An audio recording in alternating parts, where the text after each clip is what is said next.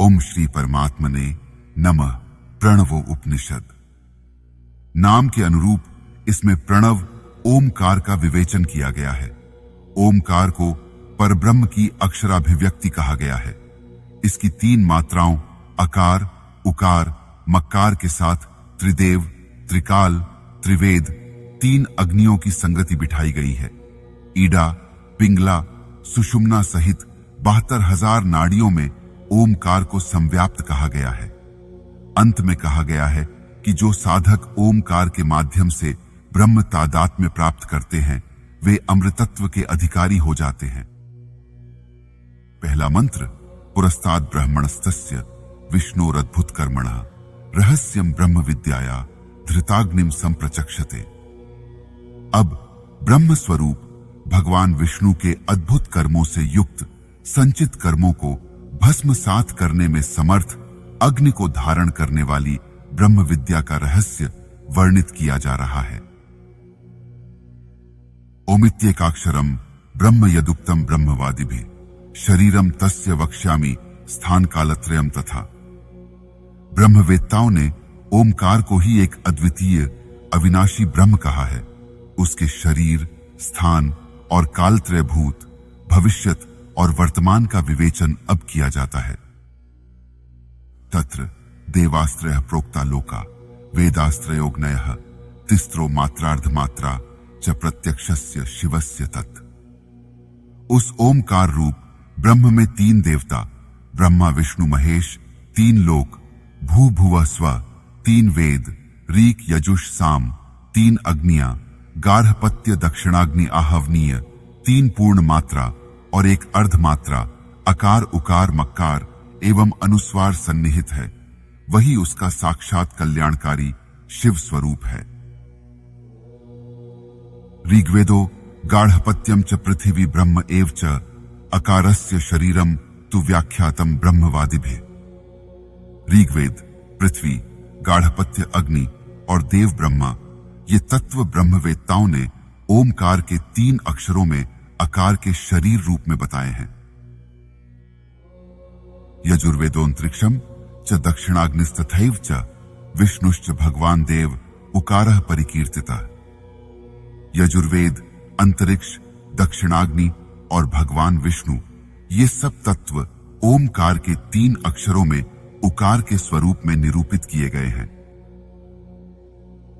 सामवेदस्तथा द्योश्च हवनीयस्तथैव च ईश्वरः परमो देवो मकारः परिकीर्तितः। सामवेद, द्युलोक, आहवनीय अग्नि और महादेव शिव ये सब ओमकार के 3 अक्षरों में से मकार के स्वरूप में निरूपित हुए हैं। सूर्यमंडल मा भाति ह्यकारश्चंद्र मध्यगः उकारश्चंद्र संकाशस्तस्य मध्य व्यवस्थितः। सूर्यमंडल का जो स्वरूप है वह ओमकार के अक्षरों में अकार का स्वरूप है। चंद्रमंडल का स्वरूप उकार से निरूपित है जो इस ओमकार के मध्य में अवस्थित है। मकारश्चाग्नि संकाशो विधूमो विद्युतोपम तिस्रो मात्रास्तथा झेयः सोम सूर्याग्नि तेजसा। ओमकार का अंतिम अक्षर मकार उस अग्नि स्वरूप में है जो धूम्र रहित है, विद्युत सदृश है। ओमकार की 3 मात्राओं को चंद्र, सूर्य और अग्नि के तेजस के स्वरूप में समझना चाहिए। शिखाच दीप संकाशा यस्मिन्नु परिवर्तते अर्धमात्रा तथा झेया प्रणवस्योपरि स्थिता। दीपक की ज्योतिशिखा के स्वरूप में जिसमें शिखा ऊर्ध्वगामी हो उस प्रणव अक्षर ओमकार के ऊपर स्थित अर्धचंद्र अर्धमात्रा को समझना चाहिए। पद्मसूत्र निभा सूक्ष्मा शिखाभा दृश्यते परा नासादि सूर्य संकाशा सूर्य हित्वा तथा परम। दूसरी कमल सूत्र कमल नाल के सदृश सूक्ष्म शिखा की कांति मस्तक प्रदेश में दृष्टिगोचर होती है। वह नासारंध्र से सूर्यवत तेज को धारण कर सूर्यमंडल का भेदन कर वहां स्थित है। 2 सहस्राणि नाडिभिस्त्वा तु मूर्धनि वरदम सर्वभूतानां सर्वं व्याप्यैव तिष्ठति।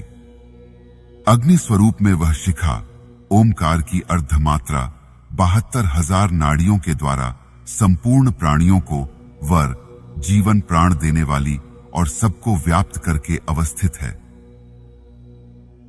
कांस्य घंटा निनाद स्याद्यदा लिप्यति शांतये ओंकारस्तु तथा योज्य श्रुतये सर्वमिच्छति। जब मुमुक्षु मोक्ष प्राप्ति के निकट शांत स्थिति को प्राप्त होता है तो कंसे के घंटे के समान निनाद सुनाई देता है। यह ओमकार का ही स्वरूप है। इस स्वरूप को सभी साधक सुनने की इच्छा करते हैं। यस्मिन् सलीयते शब्दस्तत् परम ब्रह्म गीयते सोमृतत्वाय कल्पते सोमृतत्वाय कल्पते इति। जो साधक उक्त ओंकार स्वरूप शब्द नाद में लीन हो जाता है वह ब्रह्म स्वरूप ही कहा जाता है, वही अमृतत्व को प्राप्त हो जाता है, यह सुनिश्चित है। अतः ब्रह्म ओमकार ही है। समस्त ब्रह्मांड में एटम्स अणुरूप में स्थित हो परावाणी रूप में गुंजायमान है।